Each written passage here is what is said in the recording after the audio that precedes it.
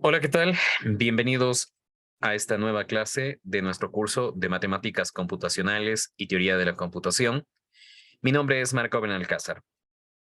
En esta clase vamos a revisar un tema que tiene que ver con un método que nos va a permitir inferir algunas conclusiones en situaciones donde tenemos que contar.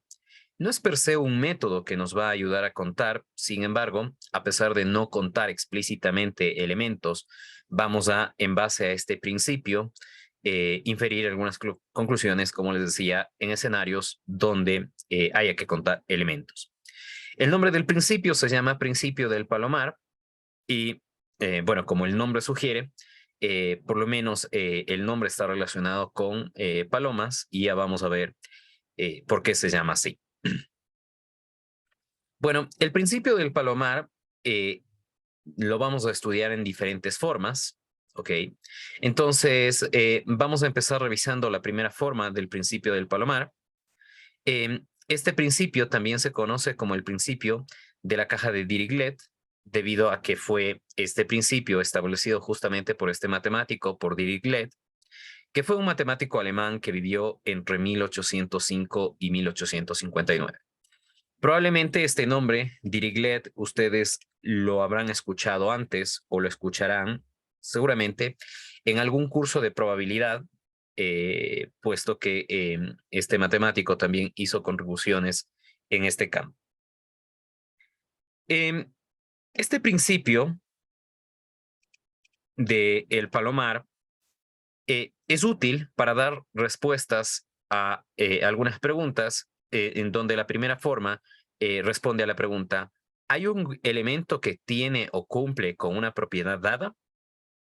Bien, ¿por qué se llama el principio del palomar? Empecemos revisando un poco ese tema y luego revisaremos las partes formales que tenemos que revisar.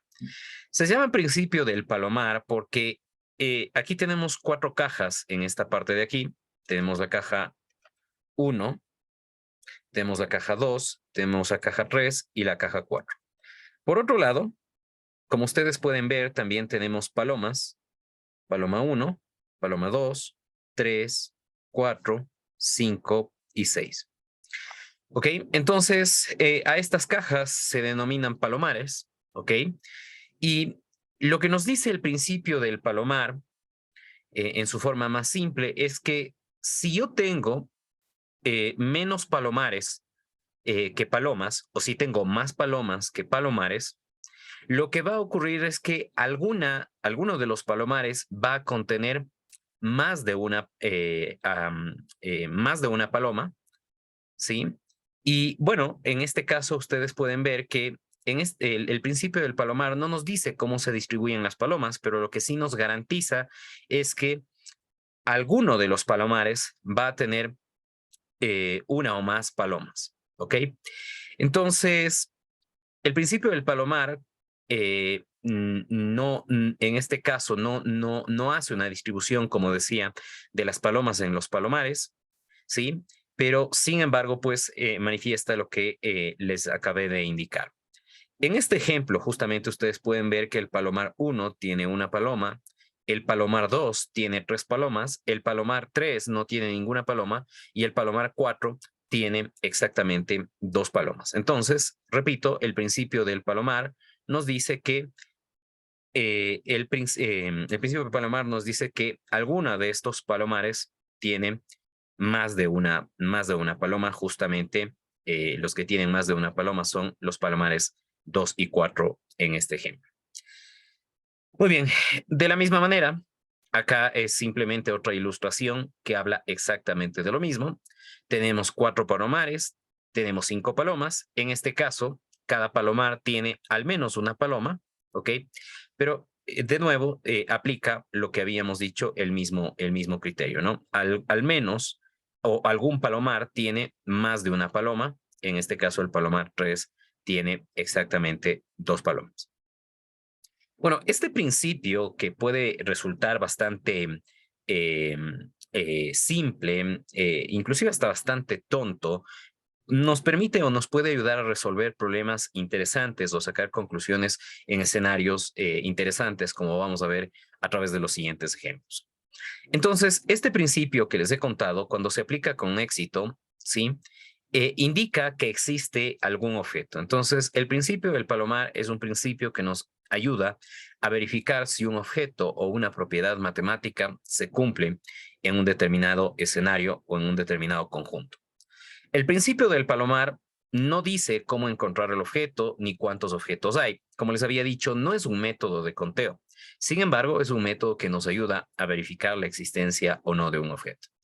Y en su forma, o de manera formal, en la forma original o primera forma, el principio de palomar dice, si tengo en general n palomas y m palomares, donde tengo más palomas que palomares, entonces algún palomar contiene al menos dos palomas o dos o más palomas. Esto es en definitiva lo que nos dice el principio del palomar. Si uno tiene más de dos palomas, si uno tiene, perdón, más palomas que palomares, este principio nos garantiza de que algún palomar tendrá dos o más palomas. Y ustedes pueden tratar de distribuir las palomas del modo en el que ustedes quieran.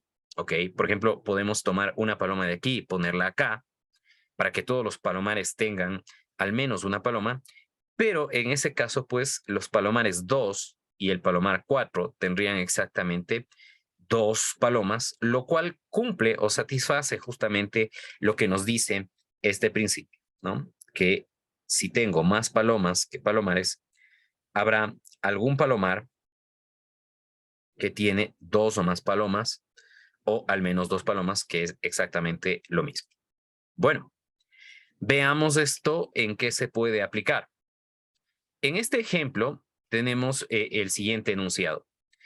Tenemos 10 personas que tienen los siguientes nombres: Alicia, Bernardo, Carlos, y los apellidos son López, Maza y Noriega. Nos pide que demostremos que al menos dos personas tienen el mismo nombre y apellido, ¿ok? Entonces nos dan como sugerencia, primero calcule el número total de opciones de tres nombres y tres apellidos, ¿ok? Entonces tenemos 10 personas. Sabemos que estas 10 personas tienen los siguientes nombres: Alicia, Bernardo y Carlos. Y los apellidos son López, Maza y Noriega. Nos pide que demostremos que al menos dos personas tienen el mismo nombre y el mismo apellido, ¿ok? Entonces, en este caso, vamos a crear dos conjuntos, ¿ok? El conjunto personas y el conjunto nombres, ¿ok? Aquí estará la persona 1, la persona 2 y así sucesivamente hasta la persona 10. Persona 1, 2 y 10. Por otro lado, si nosotros combinamos los nombres con los apellidos, tendríamos, por ejemplo, Alicia López, ¿no? Alicia López. Tendríamos Alicia Maza.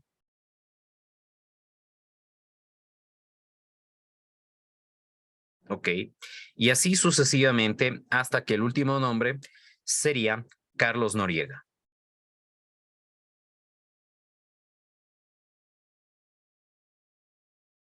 Ok. Por el dato del problema, nosotros sabemos que estas 10 personas, sus nombres tienen o pertenecen a alguna de estas dos combinaciones, ¿no? Entonces, digamos que la persona 1 se llama Alicia López, que la persona 2 se llama Alicia Maza, etcétera. Y que el último se llama Carlos Noriega. Si ustedes prestan atención, en este caso, el conjunto nombres tiene 9 elementos, mientras que el conjunto personas tiene 10 elementos, como hemos indicado, ¿no? Ahora, Lo que sabemos es que estas 10 personas necesariamente tienen uno de estos nombres que están en el conjunto de nombres. Eso implica de que alguno de estos elementos, alguno de estos 9 elementos que nosotros tenemos, déjenme ponerle esto con el mismo color, alguno de estos 9 elementos va a ser el nombre de 2 personas, ¿ok? Si ustedes se ponen a hacer el cálculo necesariamente, una de estas personas, o al menos una de estas personas, va a compartir el mismo nombre con otra persona. Entonces, con esto demostramos que 2 personas, al menos, pueden haber más, por supuesto, tienen el mismo nombre y apellido, es decir, comparten el mismo nombre y apellido. Ahora, la pregunta en este caso es ¿cuántas personas exactamente comparten el mismo nombre y apellido? Evidentemente, con los datos que nosotros tenemos aquí, no podemos decir cuántas personas exactamente comparten el mismo nombre y apellido.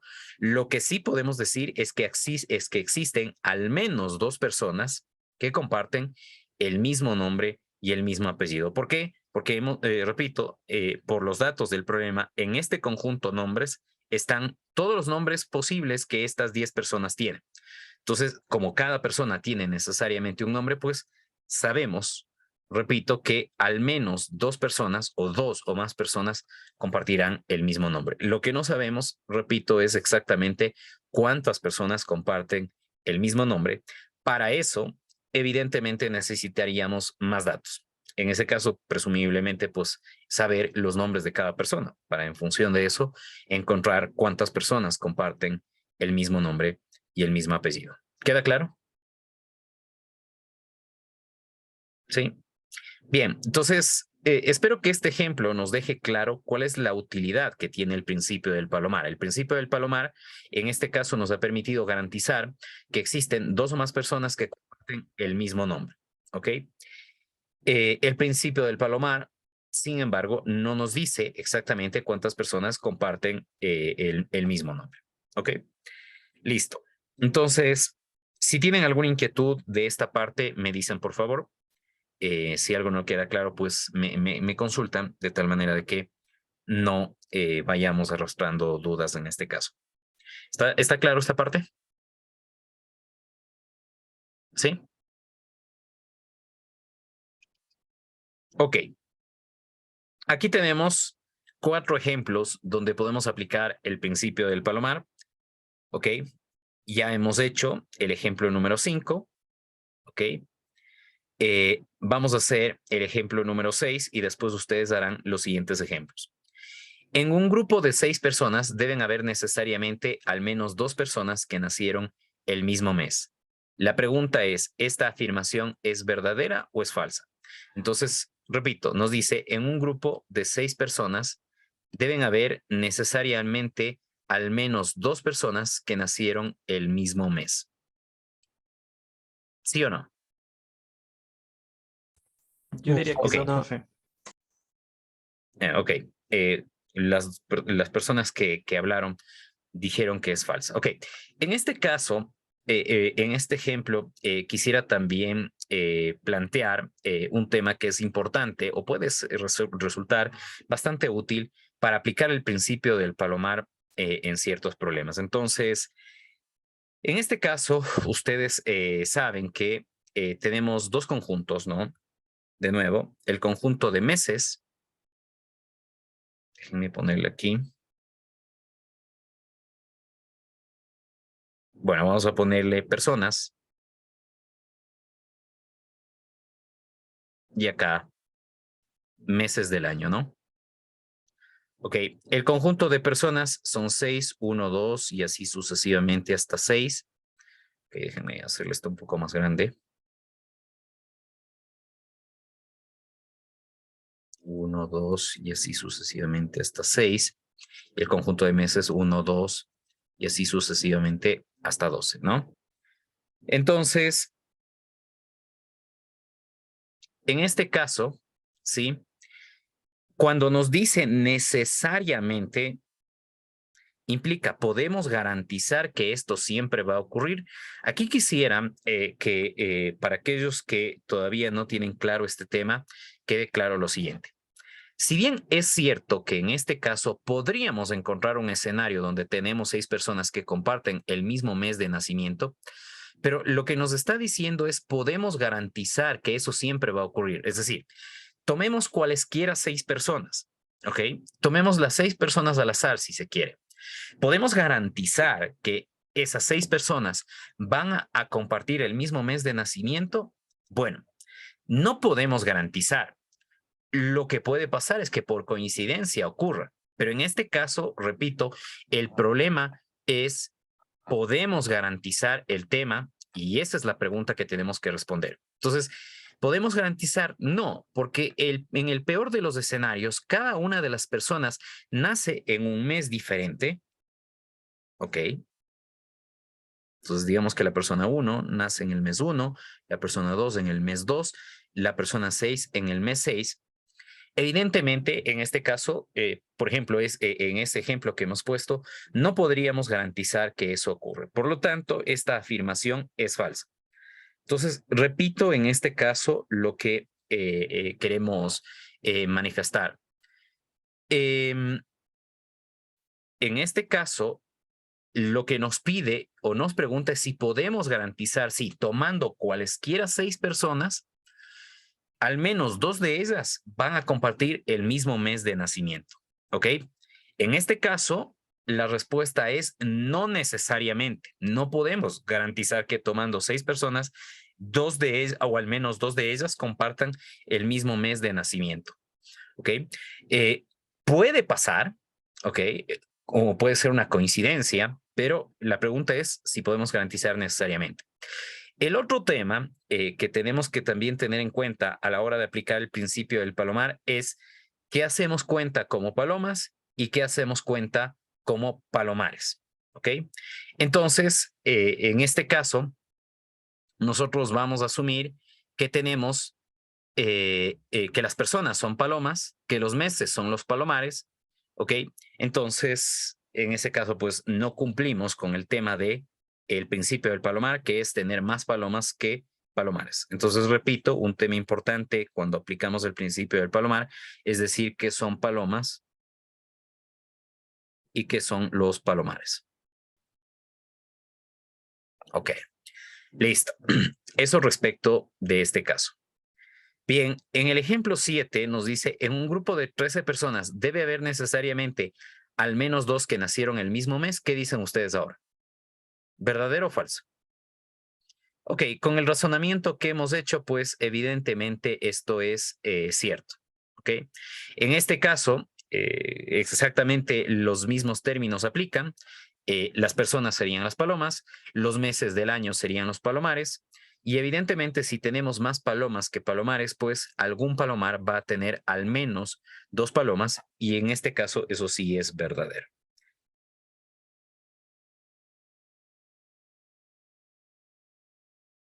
Ok, de hecho, si no me creen, hagamos este experimento, ¿no? Aquí tenemos en esta clase estamos 27 personas, ¿ok?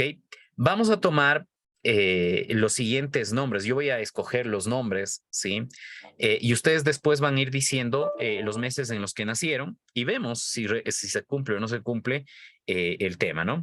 Entonces, las personas que van a ser parte de esto son Alejandro Chávez, Andrés Zambrano, Anthony Guerra, Anthony Reynoso y Brian Baño, ¿ok? 1, 2, 3, 4, 5 y Brian Yunga también, 6. ¿Ok? Entonces, por favor, me van diciendo ustedes el mes en el que nacieron. Vamos a hacer primero el primer caso y luego pues añadiremos 7 personas más para ver el segundo caso que sucede. Alejandro Chávez, ¿en qué mes nació usted? En febrero. Andrés Zambrano, ¿en qué mes nació usted? Marzo. Anthony Guerra, ¿en qué mes nació usted? En octubre. Anthony Reynoso, En noviembre. Brian Baño. En noviembre. Ok. Bueno, aquí hay una coincidencia, ¿no? Alguien dijo noviembre, pero bueno, Brian Yunga.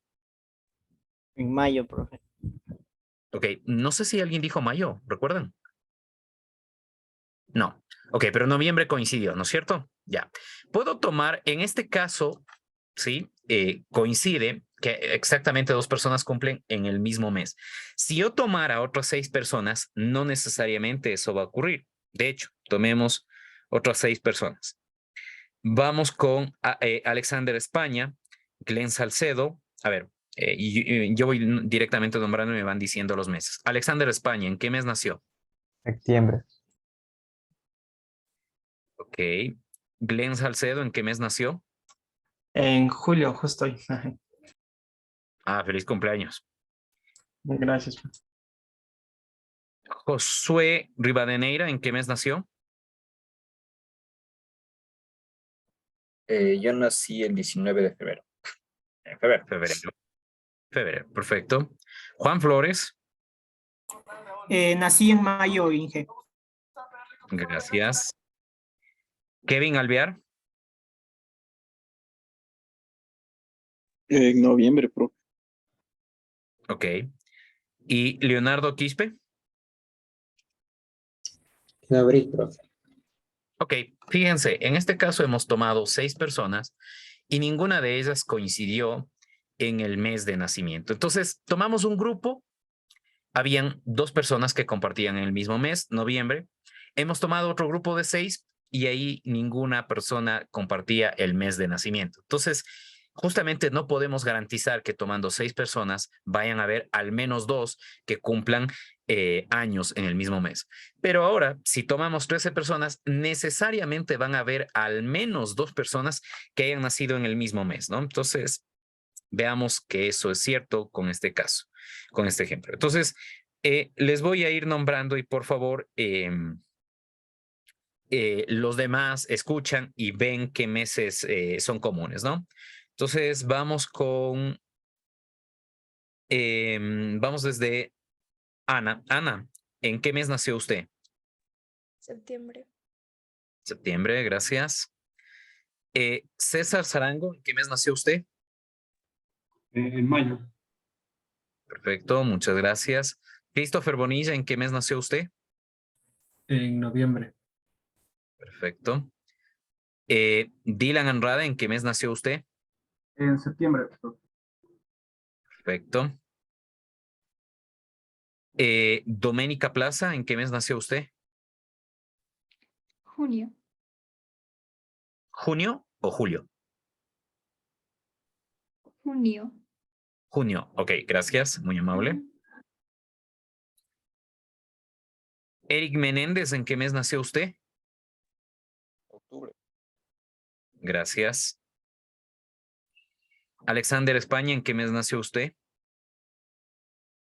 Septiembre. Septiembre, creo que ahí ya tenemos una coincidencia, si no me traiciona la mente. Glenn nos dijo que cumplía años hoy, entonces julio, ok. Creo que ahí también tenemos coincidencia, me parece, ¿no es cierto? ¿Me corrigen? La coincidencia sería de Eric con Glenn. Creo que Eric dijo Julio también. Y de ahí septiembre también dijo Ana, y dijo Dylan y dijo Alexander. Tenemos 7 personas, ¿ya? Bueno, en este caso, bueno, en 7 no podemos parar. Vamos a seguir nombrando y van a haber más coincidencias.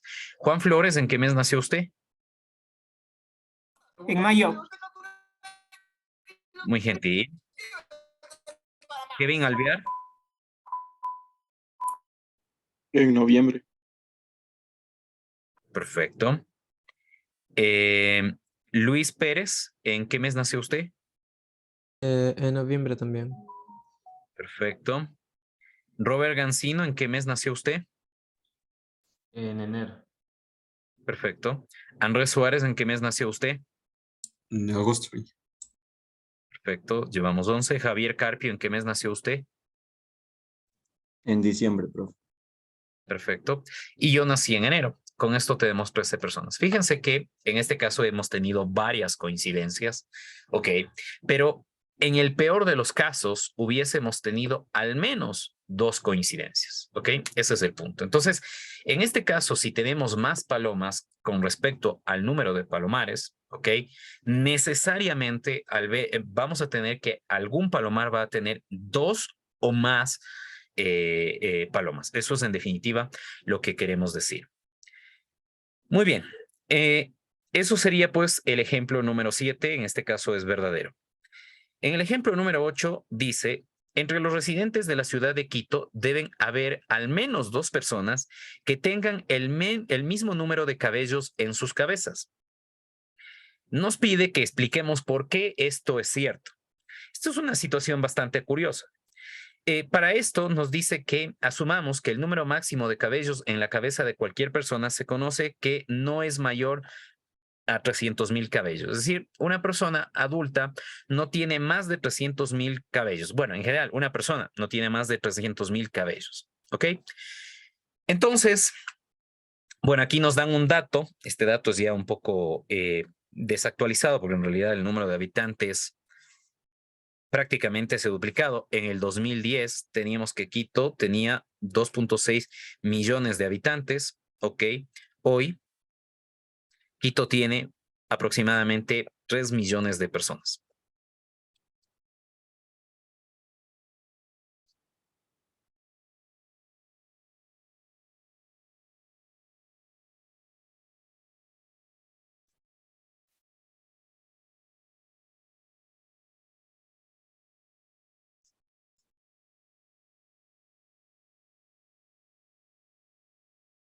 Ok, en este caso, entonces, las personas serían las palomas, los cabellos serían los palomares, ¿ok? Entonces, esto, el principio del palomar nos garantiza de que necesariamente al menos 2 personas van a compartir exactamente el mismo número de cabellos. Ahora, este ejemplo es una curiosidad en el sentido de que, claro, en los ejemplos anteriores, nosotros podríamos darnos el lujo de lo que hice yo, ¿no? Tomar 6 personas, cualesquiera 6 personas al azar y ver si coincidían o no en el mismo mes de nacimiento, o tomar 13 personas y ver que necesariamente en un grupo de 13 personas habían al menos 2 que nacieron el mismo mes. En nuestro caso, hubieron más personas en ese grupo de 13 personas que compartían el mismo mes de nacimiento. En este caso, evidentemente no vamos a poder hacer este experimento porque sencillamente no vamos a poder contar el número de cabellos de cada persona, porque contar el número de cabellos de una persona va a resultar complicado, primero. Y segundo, en Quito hay, como he dicho, aproximadamente 3 millones de personas.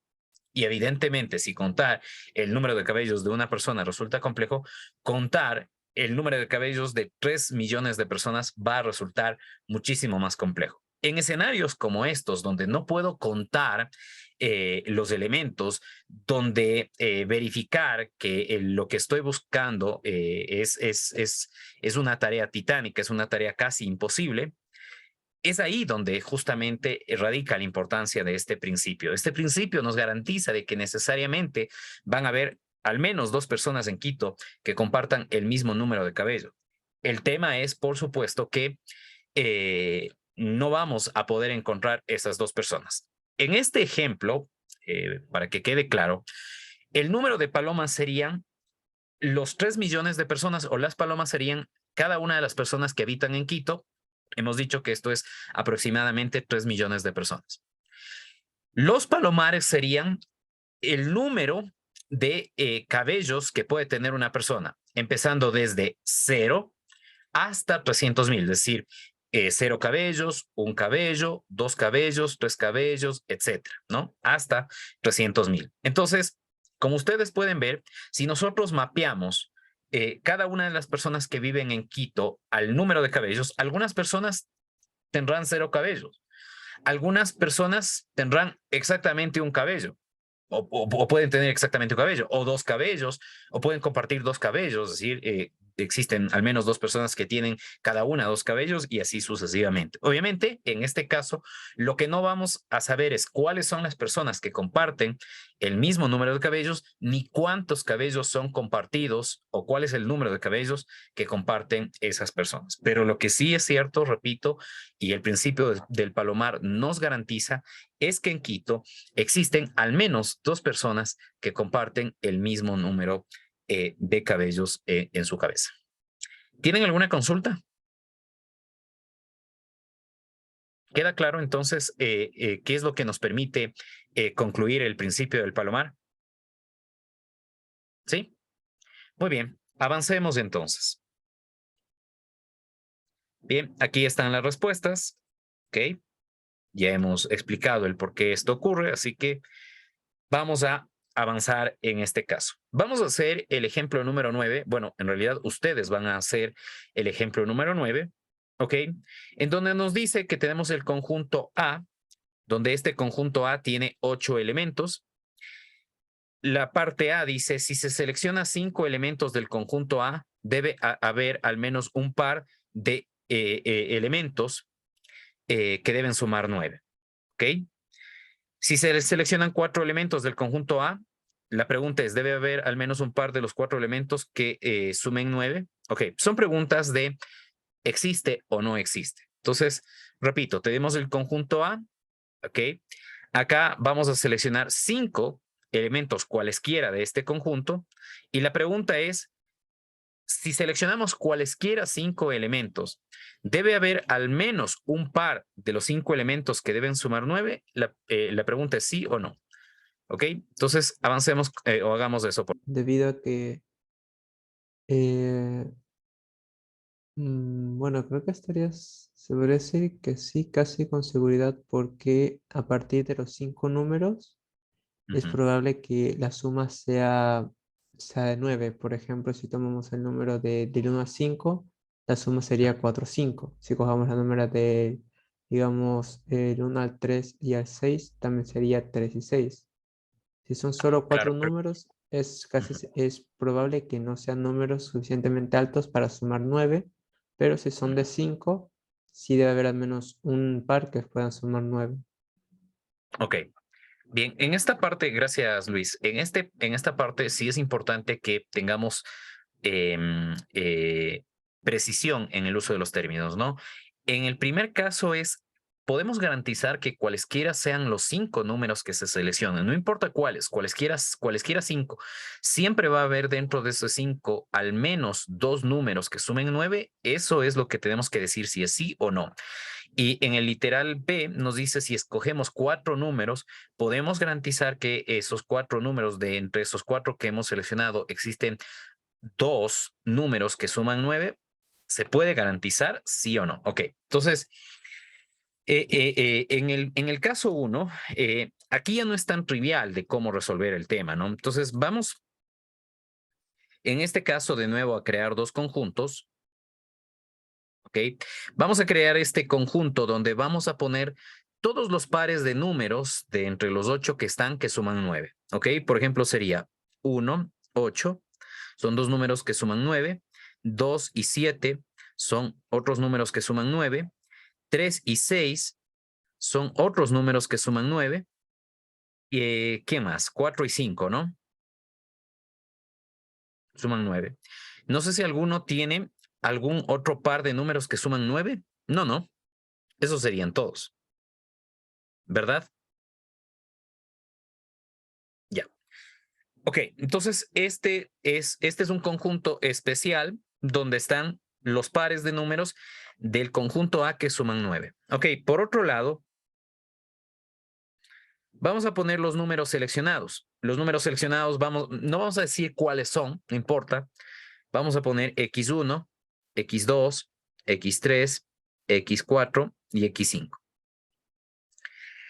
Ok, entonces ahora creemos una relación en donde vamos a tirar una flecha desde el número hasta el conjunto que contiene ese número. ¿Ok? Por ejemplo, X1, digamos que es 1 u 8.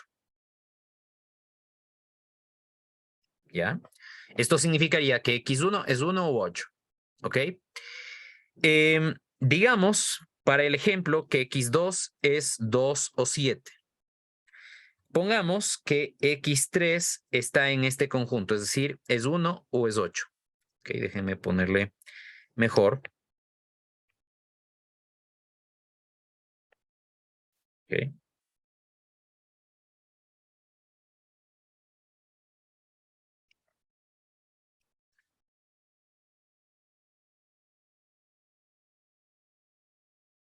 ¿Ok? Bueno, y así sucesivamente, digamos que x4 es 3 o 6 y que x5 es 4 o 5. Ok, fíjense ustedes en este caso que, bueno, aquí se puede ver claramente que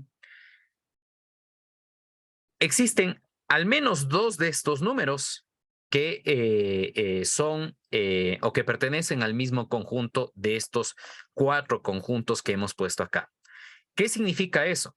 Significa que si existen dos números que pertenecen al mismo conjunto, entonces necesariamente en estos 5 números existe al menos dos números que suman 9, ¿no? Que es lo que nos está pidiendo garantizar. Entonces, la respuesta en este caso es sí. Si yo escojo cualesquiera 5 números, no importa cuáles sean, necesariamente existen dos de ellos que deben sumar 9. No importa cuáles sean los 5 números, necesariamente dos de ellos deben sumar 9. Pueden haber, por supuesto, 3 números que de a pares sumen 9. Es decir, yo podría, por ejemplo, seleccionar 1, 6, 2, 7 y 8, ¿no? Entonces, 1 y 8 sumarían 9, 2 y 7 sumarían 9, y creo que dije 3, bueno, en ese caso el 3, bueno, no se tiene con quién formar pareja, ¿no? No importa, repito, cuáles números yo escoja, necesariamente si escojo 5 números, debe haber al menos 2 o un par que sume 9, ¿ok? Con la misma lógica, veamos qué pasa si seleccionamos 4 números, si se va a cumplir o no se va a cumplir. Bueno, ustedes ya en este caso pueden anticipar la respuesta, ¿no? La respuesta va a ser no, pero veamos por qué no es el caso. Entonces, de nuevo, vamos a poner los 4 números que se seleccionan, x1, x2, x3 y x4, y los pares del conjunto A que suman 9, que son 1 y 8, 2 y 7, 3 y 6, 4 y 5. En este caso podría pasar lo siguiente, que x1 pertenece a este conjunto, x2 pertenece a este conjunto, x3 pertenece a este conjunto y x4 pertenece a este conjunto. Como cada número pertenece a un conjunto diferente, pues evidentemente no existe una pareja de números en estos 4 que sumen 9, y ese sería justamente un caso donde hemos elegido 4 números cualesquiera del conjunto A, pero en esos 4 números no existe un par o una pareja que sumen 9. Entonces, como ustedes pueden ver, en este caso uno tiene que ponerse a ver cómo puede hacer la repartición en el peor caso para ver si se cumple el principio del palomar o no. En este caso, no. Entonces, en estos dos casos, las palomas serían los números que se seleccionan. Los palomares serían el número de conjuntos de dos elementos cuyos elementos, valga la redundancia, suman 9. ¿De acuerdo?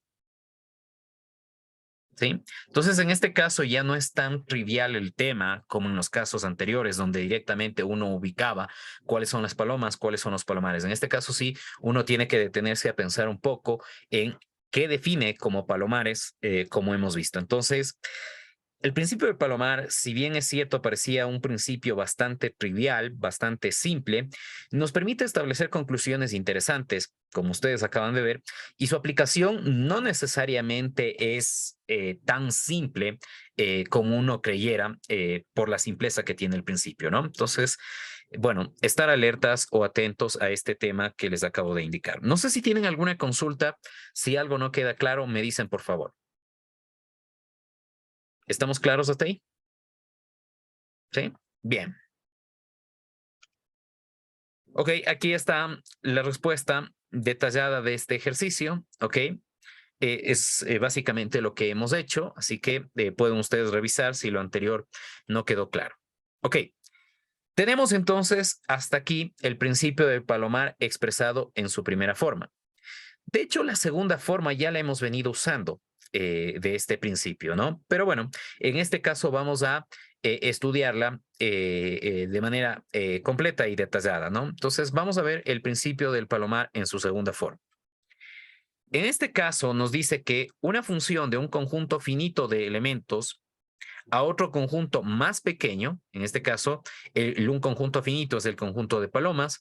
El otro conjunto es el de palomares. Por cierto, pigeons es palomas en inglés. Pigeonholes son palomares, ¿no? Entonces, una función de un conjunto finito de elementos a otro conjunto finito más pequeño no puede ser una función 1 a 1 o inyectiva. ¿Qué implica esto? Que deben haber al menos dos elementos en el dominio que tienen la misma imagen en el codominio. Una imagen inyectiva es que, en este caso, por cada elemento del codominio, le llegan exactamente una flecha, o a lo sumo una flecha, ¿no? Eso es lo que significaba que la función sea 1 a 1, ¿ok? Bueno, de hecho, en este caso es otra forma de entender el principio del palomar. Tengo 5 palomas, tengo 4 palomares.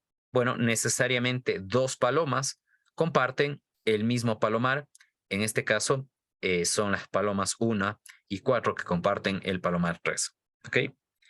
Si f es una función de un conjunto finito X a un conjunto finito Y, donde X tiene más elementos que el conjunto Y, esto es lo que quiere decir, entonces se tiene que f de X1 es igual a f de X2 para alguna X1 y X2 que pertenecen al dominio, ¿sí? Donde estas X1 y X2 son diferentes. En definitiva, si yo tengo más elementos en el dominio que en el rango, necesariamente la función que nosotros vamos a tener va a ser una función que no es 1 a 1, es decir, no es una función inyectiva. Esto es lo que nos dice este principio. ¿Ok? Listo. De nuevo tenemos 5 palomas, 4 palomares. ¿Ok? Esto es como habíamos visto en la forma 1.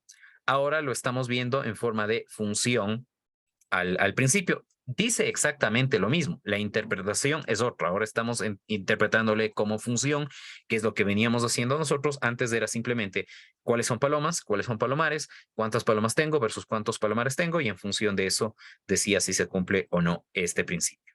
Bueno, veamos en este caso con el ejemplo número 11 cómo podemos aplicar esta forma, ¿no?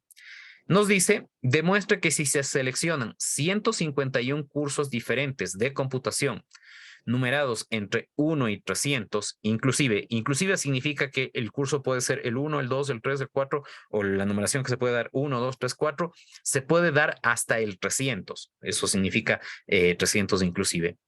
Entonces, demuestre que si se seleccionan 151 cursos diferentes de computación numerados entre 1 y 300, al menos 2 cursos tienen números consecutivos. ¿Ok? Entonces, en este caso, el ejemplo, repito, nos dice que si tomamos 151 cursos diferentes de computación y los numeramos a estos cursos entre 1 y 300, donde el 1 se puede agregar, el 300 también se puede agregar, debemos, en este caso, tener al menos dos cursos que tienen números consecutivos, ¿ok? Entonces, por favor, piensen en este caso cómo podemos demostrar que esto ocurre como indica el enunciado de este problema, por favor. Bien, en este caso, la demostración no es trivial, no es tan simple, así que vamos a desarrollarlos juntos a este problema. ¿Ok? Entonces, tenemos 151 cursos de computación. ¿Ok? En este caso, los números que podemos asignar a estos cursos son 1 o 300. ¿Ok? Entonces, vamos a asumir que los números que damos a los 151 cursos son los siguientes. Entonces, números que se asignan a los cursos.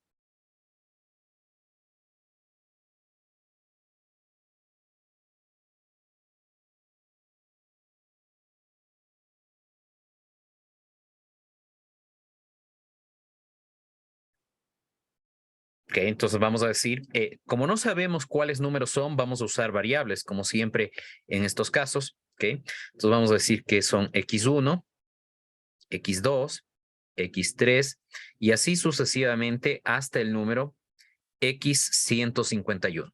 ¿ok? Donde estos números x1, x2, x3 y así sucesivamente hasta el x151 van a ser elementos que pertenecen al conjunto 1, 2, 3 y así sucesivamente hasta el número 300. ¿Ok?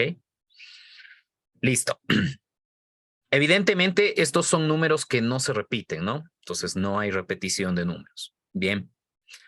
Ahora, pongamos los números sucesivos que uno puede tener para estos números, ¿no? Entonces, números sucesivos o números consecutivos, pongamos.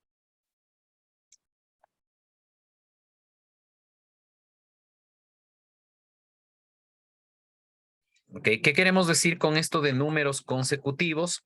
Los números que le siguen a los números que hemos puesto arriba. Entonces aquí tendríamos x1 más 1, sería el número consecutivo a x1, x2 más 1 sería el número consecutivo a x2, x3 más 1 sería el número consecutivo a x3 y así sucesivamente hasta x151 más 1 sería el número consecutivo del número x150. ¿Okay? No sabemos cuáles son estos números, porque no sabemos cuáles son x1, x2, pero lo que sabemos es que si sumamos a estos números 1, esos serían los números consecutivos. ¿Ok? Bueno, listo. Con esto creemos dos conjuntos donde en el conjunto x1, donde en el primer conjunto vamos a tener los números que asignamos, x1, x2, y así sucesivamente hasta x151. Y también vamos a tener x1 más 1, x2 más 2, más 1, perdón. ¿Ok? Y así sucesivamente hasta el número x151 más 1. ¿Ok? Aquí tenemos entonces un total de 151 números más sus consecutivos números, que son también 151. En total, en este caso tendríamos 302 números. ¿Ok? Aquí tenemos entonces 302 números.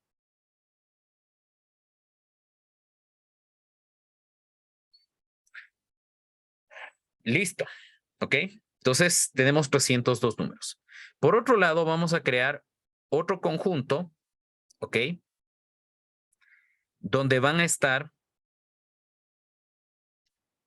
los números que asignamos, ¿no?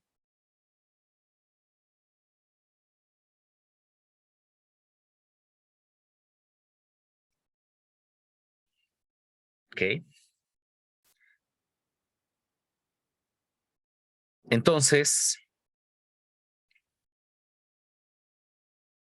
en este caso, los números que podemos tener son 1,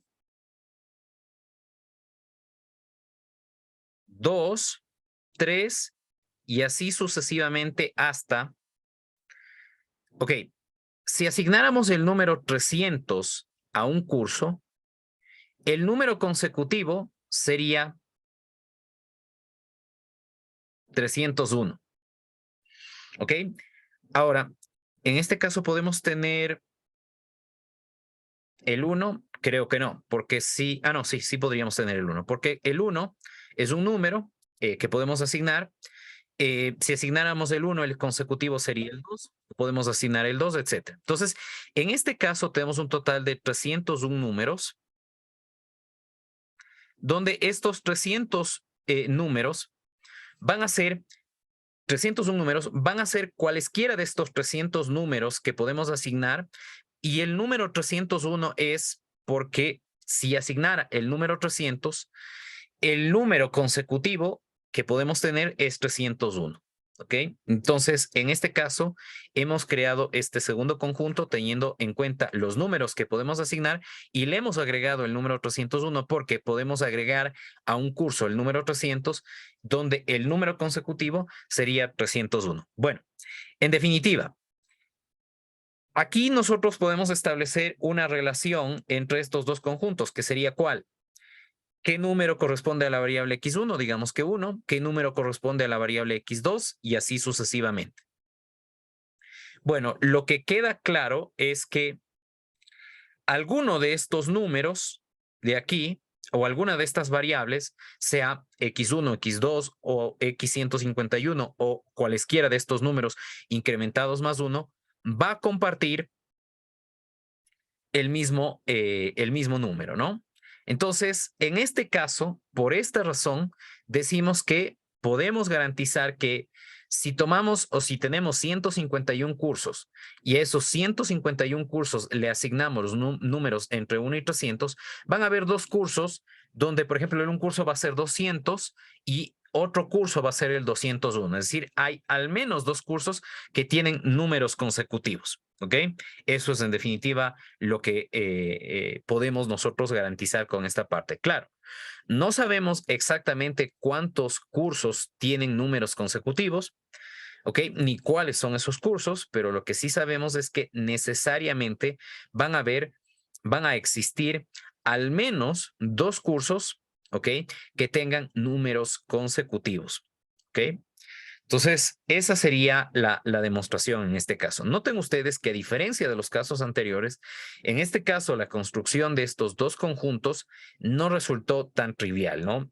Tenía que darme cuenta de cómo armar este conjunto al que le vamos a llamar conjunto X, ¿ok?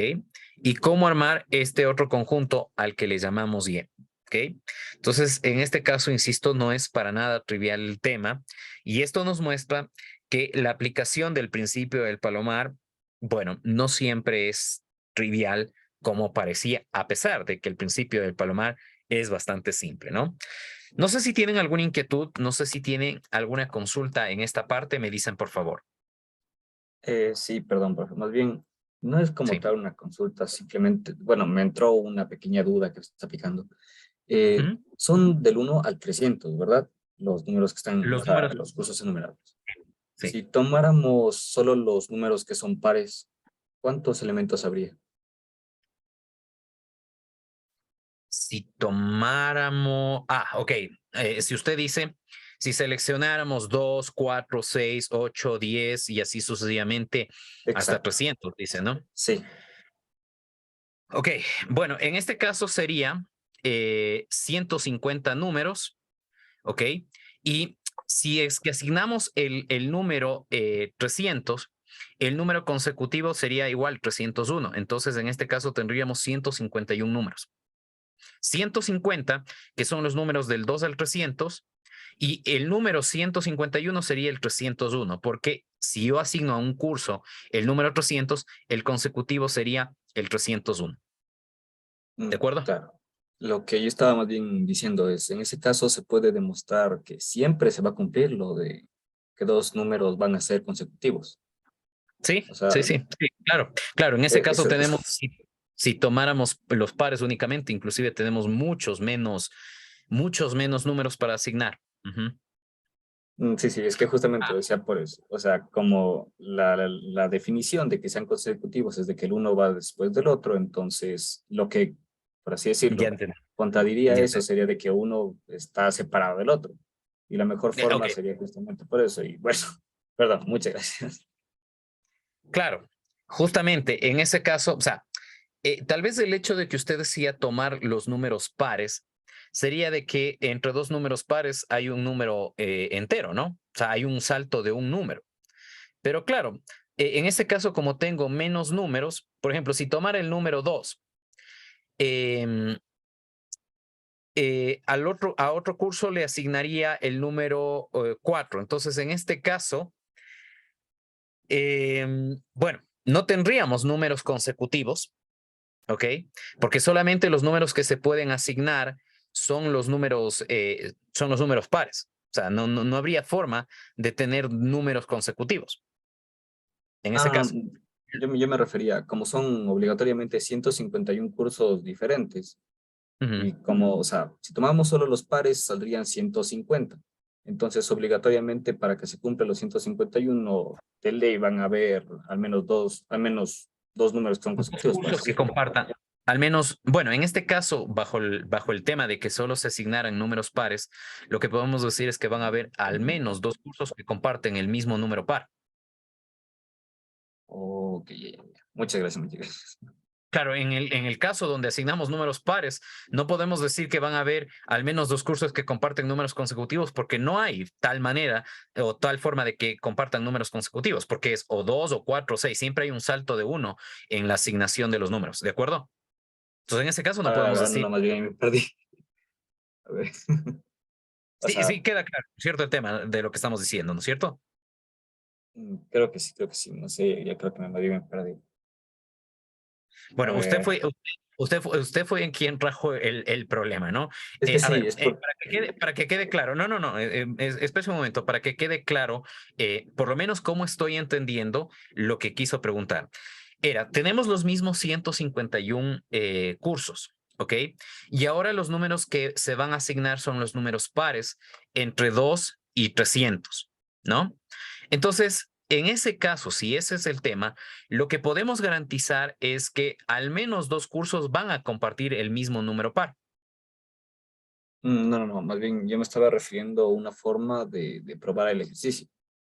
Como decía que al menos 2 tienen números consecutivos, yo creo que le malentendí y, bueno, sí, creo que le entendí mal, porque me refería de que, o sea, un número va a seguir a otro, pero Ujú. ahora creo que entiendo de que deben ser 2 como mínimo. O sea, prácticamente 2 pares, por así decirlo. O Bueno, entendí mal. 2 pares serían 4 elementos, no. Lo que nos dice Ah, en ok. este caso, lo que estamos demostrando es que en las condiciones en las que está planteado el problema, que si analizamos qué números se asignan a estos 151 cursos, van a haber 2 cursos, al menos, pueden ser 3 o 4, pero van a haber al menos 2 cursos de los 151 que van a tener números consecutivos. Por eso decía, por ejemplo, puede ser que que un curso tenga como número asignado 100 y que otro curso tenga 101. ¿Ya? Y que otro curso tenga 103, por ejemplo. Eso puede pasar. Ya en este caso serían 3 y 3 es más de 2, ¿no? Entonces, en este caso, simplemente lo que estamos diciendo es que en las condiciones del problema van a haber al menos 2 cursos que tienen números consecutivos. Y como dije, para que no quede tan abstracto lo que estoy diciendo, si un curso tiene el número 100, ¿ok? Es posible, según esto, que haya otro curso que tenga el número 101, ¿no? Es decir, ahí tendríamos un curso con 100 y otro curso con 101. Bueno, tenemos 2 cursos exactamente que tienen números consecutivos, pero como el principio del Palomar no nos dice que hay exactamente 2 cursos, sino nos dice que hay al menos 2, pueden ser 2 o 3 o 4 o 5 o 6 o 7 u 8 y así sucesivamente. No sé si ahí queda mucho más claro el tema. Pues el tema sí, simplemente que, o sea, yo había partido justamente como para demostrar el ejercicio y prácticamente, como le dije, lo de los pares e impares, realmente siempre Ujú. se va a cumplir, siempre y cuando sean 151 cursos. Sí, Ah, sí, así es. ok, muchas gracias, muchas gracias. Ujú. Bueno, listo. Aquí tienen, si es que no quedó claro lo que expliqué, pues la solución a este problema, un poco en la misma línea de lo que nosotros habíamos definido, ¿ok? Entonces, este es el principio del Palomar en su segunda forma. Vamos al principio del Palomar en su tercera forma, ¿ok? Muy bien, en este caso vamos a ver una nueva forma de entender el principio del Palomar. En esta parte quisiera que quede claro que no son principios diferentes los que hemos visto, es simplemente maneras diferentes o distintas de interpretar la misma cosa, ¿no? La misma cosa a la que llamamos principio del Palomar, ¿ok? Entonces, otra forma de interpretar al principio del Palomar es en esta tercera forma. Si existen n palomas y m palomares, para un entero positivo k, donde k es menor que n dividido para m, entonces existe al menos un palomar que contiene k más un palomas. Ok, entonces aquí tenemos, para entender esto con el ejemplo que tenemos acá, n palomas, tenemos m palomares y tenemos un entero k que es menor que nm. Entonces, en este caso, fíjense que tenemos 9 palomas. ¿Ok? 9 palomas. Tenemos en total 4 palomares. ¿Ok? Esto es 2 punto algo. 2.xy, pongamos. ¿Ok? Un K menor que es un K menor que 2.xy, ¿ok? Sería 2. ¿Ok? Entonces nos dice esta forma que existe al menos un palomar que contiene K más un palomar, es decir, 3 palomas. ¿Ok? Entonces en esta parte, para este ejemplo, nos dice que con esto que hemos dicho, existe algún palomar que tiene 3 o más palomas. Justamente ustedes pueden ver que el palomar número 3, este de aquí, tiene exactamente 3 palomas. Podría tener 4, podría tener 5, pero bueno, este palomar tiene exactamente K más un palomas. El principio del palomar nos dice que en estas condiciones existe al menos un palomar que contiene K o más, K más un o más palomas. ¿Ok? Bien, entonces, puesto este caso en forma de conjuntos, tenemos 9 palomas, tenemos 4 palomares. Bueno, ustedes pueden ver que en este caso el palomar 3, que es el que tenemos acá, contiene exactamente 3 palomas, donde este 3 se obtiene de dividir 9 para 4, asignar un entero que sea menor que este número. Hemos escogido el mayor número entero que es menor que este cociente. Y el principio del palomar nos dice que contiene K más un, que existe al menos un palomar que contiene K más un o más palomas. ¿Ok? Listo. Esto sería lo que dice este principio del palomar. Lo podemos entender también como función. Si tenemos una función f definida desde un conjunto X hacia un conjunto Y, donde X y Y son conjuntos finitos, como se indica, que contienen este n elementos, este m elementos, respectivamente. ¿Ok? Entonces tenemos bajo este tema, tenemos el conjunto X, tenemos el conjunto Y. Este tiene n elementos, este tiene m elementos.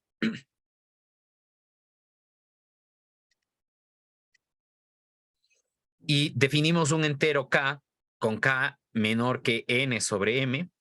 Entonces existe algún Y, existe algún elemento del codominio tal que esa Y es imagen de al menos K más un elementos diferentes del dominio.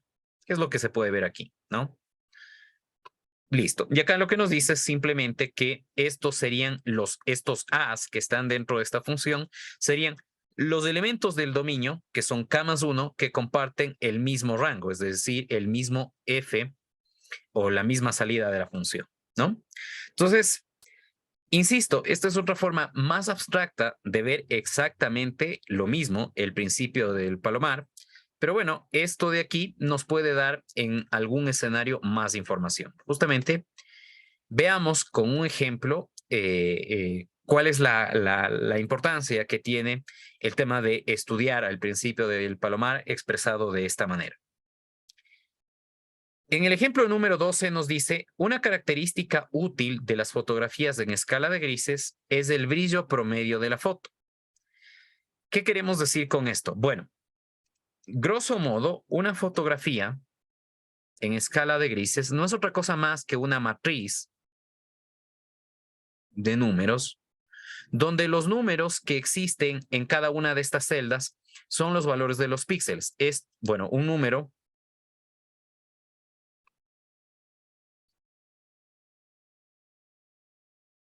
primero, cada una de estas celdas, esto es lo que se denominaría un píxel, ¿ok? Esto es un píxel. La ubicación es un píxel y el número que está en esa ubicación es el valor del píxel, ¿ok? Entonces, una imagen en escala de grises no es otra cosa más que una matriz de números, ¿ok? Listo. Ahora, cuando dice brillo promedio, lo que significa es que estamos sumando todos los números que están en esta matriz y estamos dividiendo para el número de valores que tiene la matriz, ¿ok? Entonces, si yo sumo todos los números que están en estas celdas y divido para el número de celdas, estoy obteniendo el brillo promedio de la imagen. A eso hace referencia esta característica que se describe en el ejemplo. Si definimos que dos fotos son similares, o más bien dicho, vamos a definir nosotros cuándo dos fotos son similares. Y vamos a decir que dos fotos son similares si su brillo promedio difiere en no más de un determinado valor, ¿ok? Entonces, en este caso, lo que me está diciendo es, tengo la imagen 1, tengo la imagen 1, ¿ok? Voy a asumir que tengo otra imagen.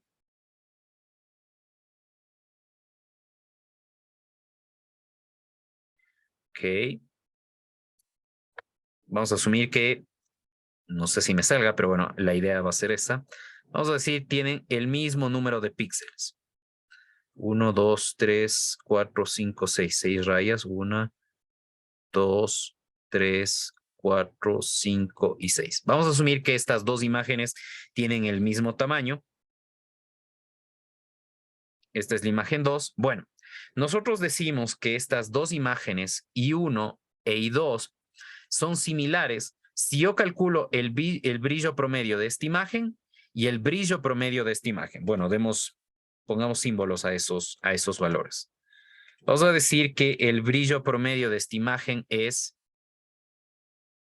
μ1 y vamos a decir que el brillo promedio de esta imagen es μ2. Entonces, nosotros vamos a decir que estas dos imágenes, I1 e I2, son similares si μ1 menos μ2, ¿sí?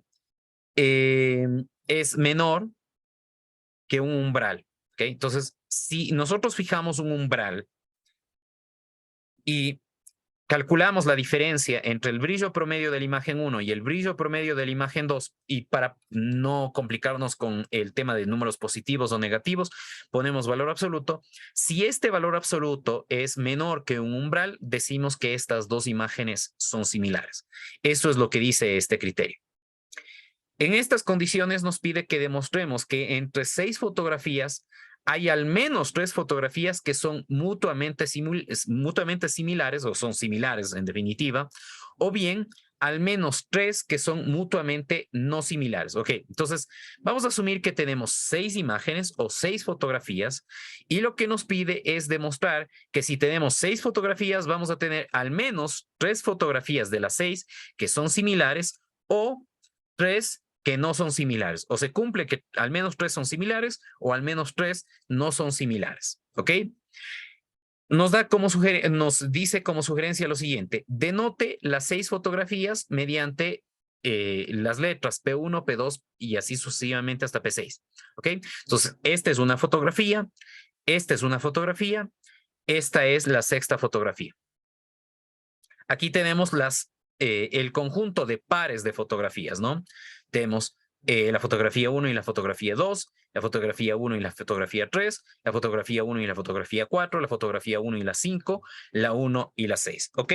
Entonces, en este conjunto, como ustedes pueden ver, tengo exactamente 1, 2, 3, 4 y 5, 5 pares, ¿ok? ¿De dónde salen estos 5 pares? Bueno, si yo tengo 6 fotografías y tomo de a pares, esto sería 6 factorial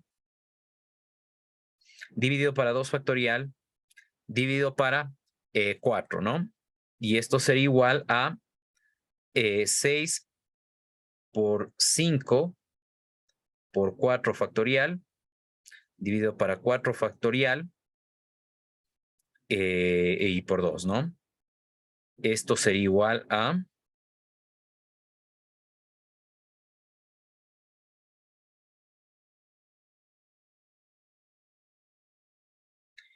6 para 2 es 3. Esto sería 15. Aquí tenemos 15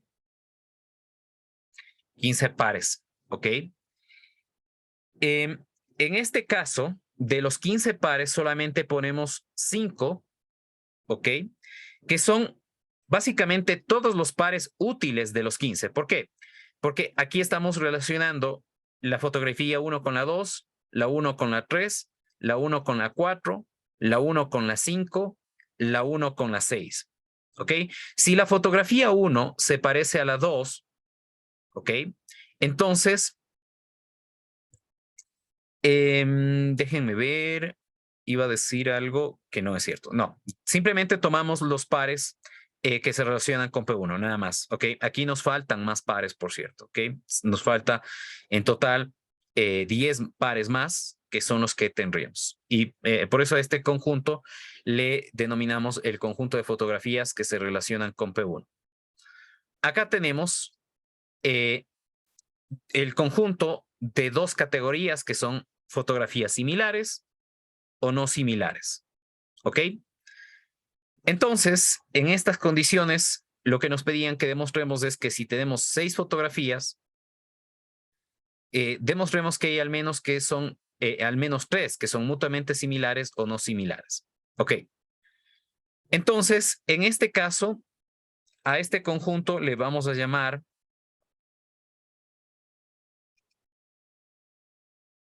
el número de elementos que tenemos aquí, le vamos a llamar n, que es 5. Este sería 2. ¿Ok? El cociente nm sería igual a 5 medios. Esto es 2.5. Un k menor que esto sería 2. ¿Ok? Con esto el k más 1 sería 3. ¿Ok? ¿Qué significa esto? Que si tomamos este conjunto de fotografías y este conjunto de dos características que son similares o no similares, van a haber 3 de estos pares que van a compartir la característica de similar o 3 que van a compartir la característica de no similar, al menos 3, no necesariamente 3, al menos 3 que comparten la característica de similar o repito, al menos 3 que comparten la característica de no similar. ¿Ok?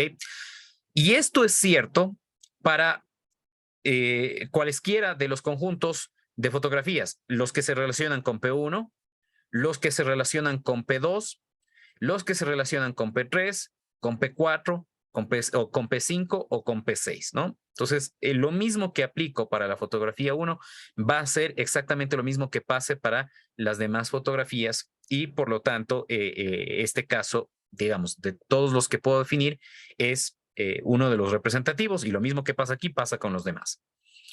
Entonces, en este caso, lo que nos permite la tercera forma del principio del palomar es demostrar esta cantidad de aquí. Antes, simplemente decíamos, hay al menos dos elementos que cumplen con una propiedad o hay al menos 2 elementos que satisfacen alguna característica. Acá ya estamos diciendo que estamos diciendo un poco más, estamos dando un poco más de detalle. En este caso estamos diciendo que existen al menos 3 pares de este conjunto o al menos 3 subconjuntos de este conjunto de elementos que son similares o no similares. Claro, no podemos decir que sean similares únicamente porque pueden esos 3 elementos estar aquí o estar acá. ¿Ok? Entonces, bien, ese sería el tema en este caso con respecto a este ejercicio. No sé si tienen alguna consulta, no sé si esto queda relativamente claro. El tema, claro, en este caso ya no es tan simple la aplicación del principio del palomar. Así que, bueno, afortunadamente, la mayor parte de ejercicios del principio del palomar son de demostración, es decir, uno ya sabe a dónde tiene que llegar. El tema más bien es encontrar cómo llegar a ese resultado, ¿no? A diferencia de los métodos de conteo, en donde nos van a preguntar cuántos elementos, cuántas soluciones hay, en donde, claro, ahí sí ya me toca calcular.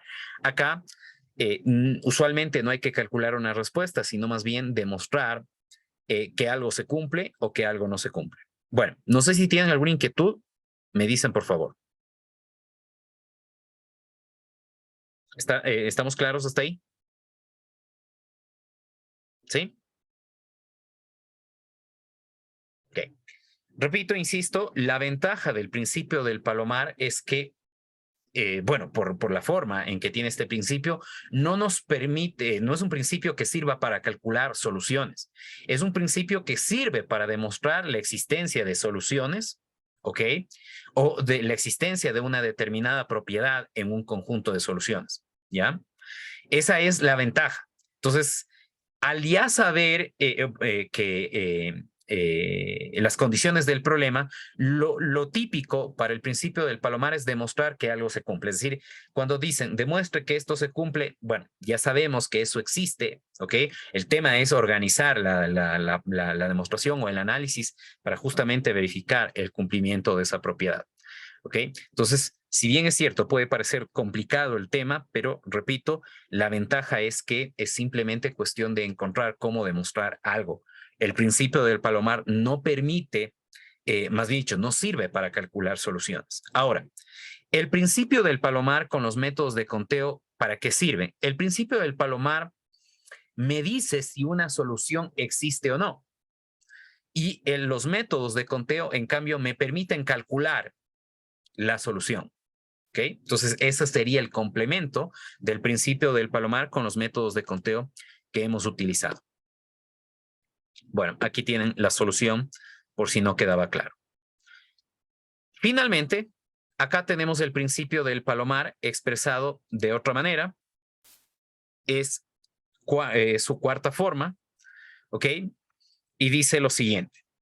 Para cualquier función con dominio en X y codominio en Y, donde estos X y Y son conjuntos finitos que contienen n elementos y m elementos respectivamente, X contiene n elementos, Y contiene m elementos, y cualquier entero positivo K, si existe o si para un elemento del conjunto Y se tiene que la función inversa de Y tiene como máximo K elementos, es decir, existen K elementos en el dominio que son elementos de partida para dar este resultado, entonces X tiene como máximo K por M elementos. En pocas palabras, se tiene que N es menor o igual que K por M. ¿Ok? En este caso es otra forma, repito, de entender el principio del Palomar. ¿Ok? Y creo que esto pensé que tenía una ilustración, iba a decir, se puede ver mejor de la siguiente manera. Pero bueno, tratemos de entender en este caso, ¿no? Entonces, tenemos, déjenme escribir, creo que eso puede ayudar. Ok, entonces tenemos el conjunto X, tenemos el conjunto Y, ok. Este conjunto X tiene n elementos, este conjunto Y tiene m elementos, ¿sí? Y lo que nos dice es que se tiene aquí algún Y, donde para este Y existen K elementos en el dominio, 1, 2, y así sucesivamente, digamos hasta K. Se tienen K elementos que se relacionan con este elemento de aquí.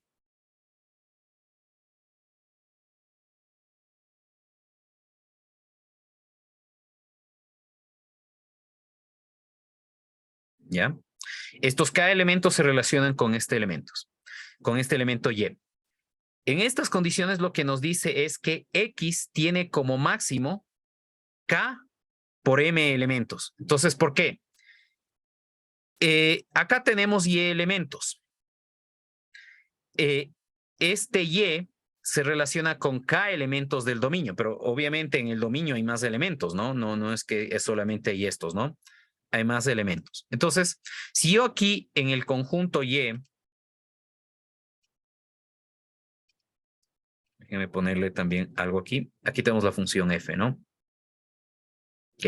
Entonces, lo que me dice es que como yo acá en el conjunto Y tengo m elementos, en el peor de los casos asumo que a cada uno de estos K elementos, m elementos, perdón, les llegan K flechas. Entonces, en total tendría K por m flechas que llegan a este conjunto. Por la definición de función, Eso significa como cada elemento del dominio, como de cada elemento del dominio parte exactamente una flecha, que acá existen K por M elementos, ¿ok? Como máximo. Entonces, de eso concluimos que el número de elementos N es menor o igual que K por M. Repito, en este caso asumimos que tengo aquí M elementos. A cada elemento le estamos diciendo que les llegan como máximo K flechas. En definitiva, estamos asumiendo que al codominio les llegan K por M flechas. Por la definición de función, de cada elemento del dominio debe partir exactamente una flecha. Bueno, entonces, este conjunto de aquí, este X, que tiene N elementos, este N tiene que ser menor o igual que K por M por esa condición que he dicho aquí, ¿ok? Entonces, con esto tenemos el principio del palomar en su cuarta forma, que es en definitiva este resultado de aquí.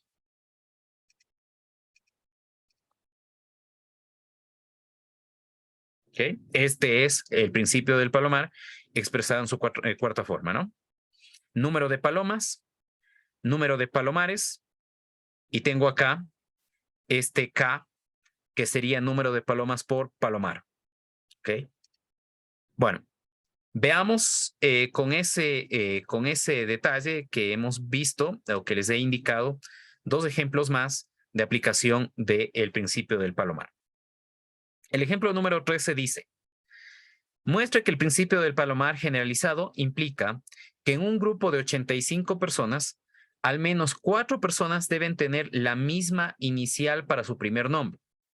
Asuma que las letras que se pueden usar para dar nombres a las personas son las letras del alfabeto español, que tiene 27 letras. En este caso incluimos la ñ, ¿no? Entonces, demostremos que en un grupo de 85 personas existen al menos 4 personas que deben tener la misma inicial, ¿ok? Entonces, pueden hacer ustedes, por favor. Bien, no sé si alguno de ustedes tiene la respuesta para este caso. ¿O cómo hacer? Bueno, en este caso tenemos n igual a 85 personas, m igual a 27 letras, ¿ok? N para m es igual a 85 dividido para 27. Esto nos da 3.xyz algo más, ¿no?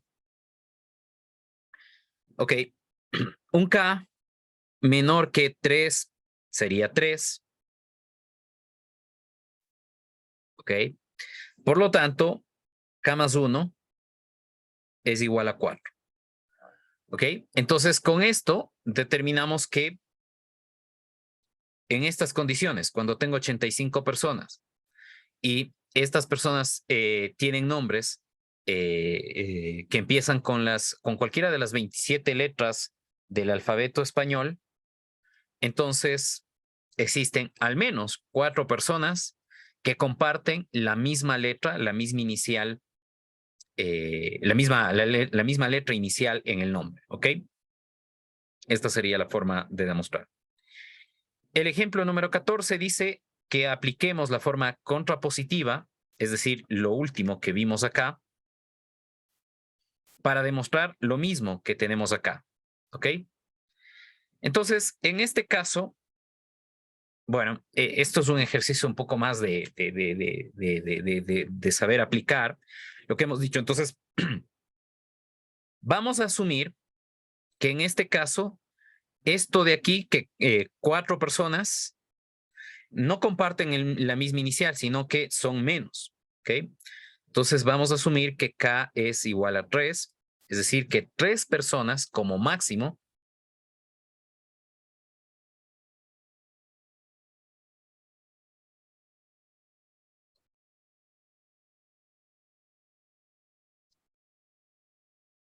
comparten la misma inicial. La misma letra, ¿no? más que la misma inicial. Ok, entonces en este caso K por M sería igual a 3 por 27.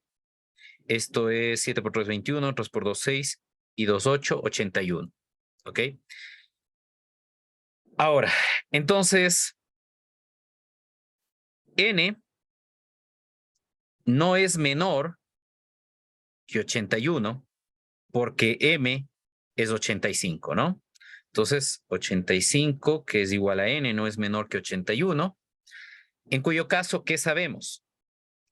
¿O qué podemos decir? Que no existe, o que esto de que como máximo 3 personas compartan la misma inicial, no es cierto.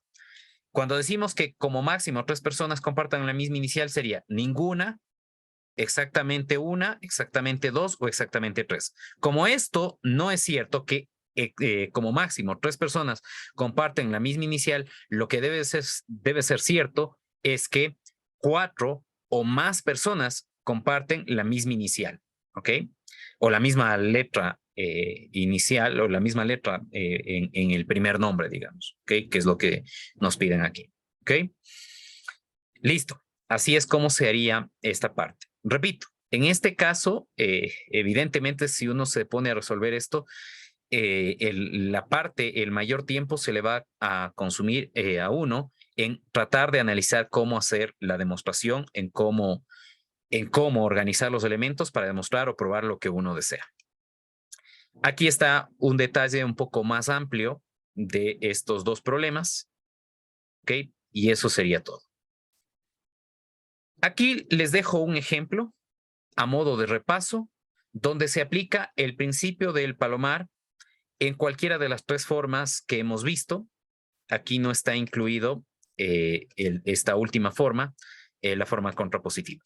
Repito, el principio del palomar es el mismo en todos los casos. Lo único que cambia en cada una de estas formas que le hemos ido poniendo es la forma en cómo se entiende.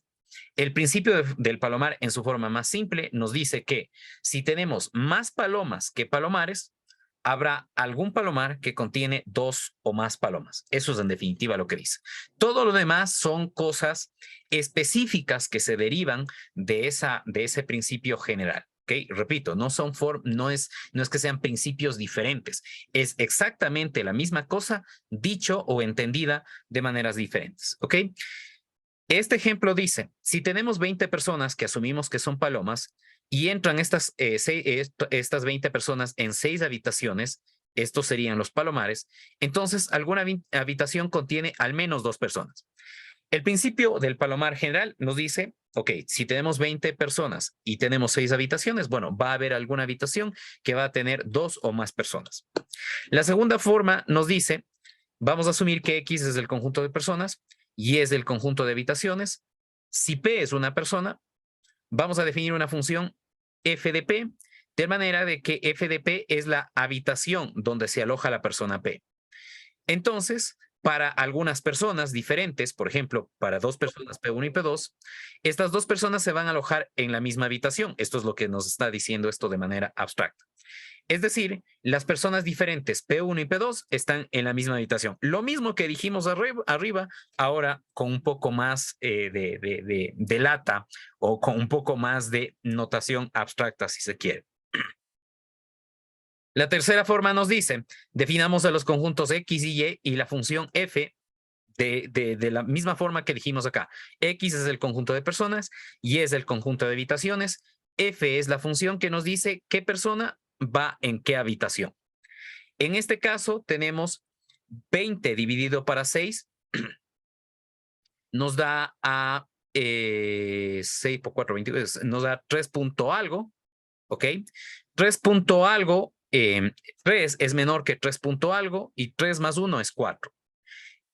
La tercera forma del principio del palomar nos da un dato un poco más preciso que el primero. La primera forma nos dice, si tenemos 20 personas y 6 habitaciones, entonces alguna habitación tiene 2 o más personas. La tercera forma nos dice, con 20 personas y 6 habitaciones, existe alguna habitación que tiene al menos 4 personas. ¿Ok? Acá la cota es más amplia, acá la cota es un poquito más estrecha. Pasamos de al menos 2 aquí a al menos 4 acá, y al menos 4 es un poco más preciso que al menos 2. Pero en definitiva, al menos 4 es o cabe también dentro de al menos 2, ¿ok? Entonces, son diferentes formas de interpretar el mismo dato o el mismo principio, quiero decir. No sé si tienen alguna consulta general de esto que hemos visto. Me dicen, por favor. Bien, entonces con esto concluimos el tema, ahora sí, de estudio de los métodos de conteo. Los métodos de conteo, principio de la suma y la multiplicación, combinaciones y permutaciones, nos piden contar o nos permiten contar un número de soluciones para un problema. El principio del palomar, por su parte, en cambio, nos permite saber si existe o no existe una solución. Y viene o se interpreta de 4 maneras diferentes, como lo hemos visto. Ok, con eso concluimos esta clase.